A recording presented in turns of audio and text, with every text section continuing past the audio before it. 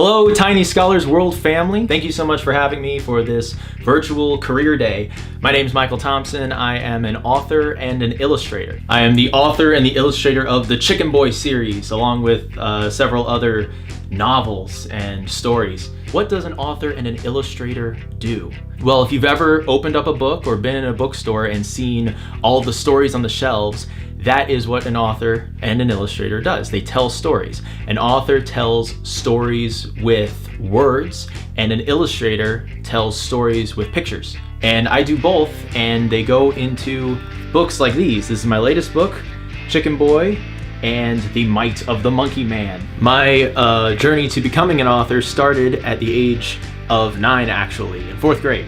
That was where I first created Chicken Boy, the Winged Defender. Mr. Arisage had this creative component to his class called the writing journal.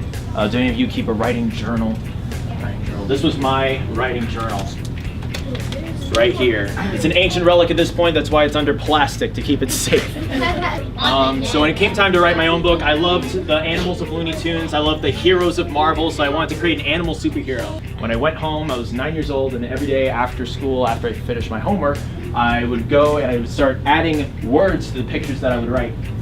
And the first book was born from this Chicken Boy and the Wrath of Dr. Dimwad. And this was the original cover, so you may not be familiar with this cover, but these were the illustrations I did when I was 9 years old.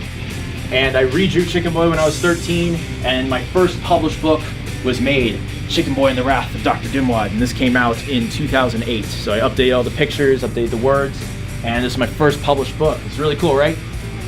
Whether it be through the radio, through readings, or visiting schools to talk to students about the process of writing and drawing, the best part about being an author is getting to share your work with readers who love the characters and cherish the stories as much as you do.